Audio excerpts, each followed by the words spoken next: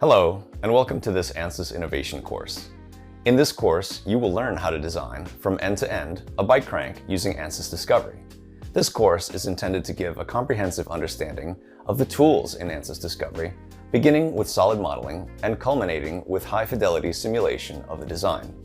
Each lesson will provide step-by-step instructions to familiarize users with the various tools used to create and modify geometry, as well as carry out different physics simulations.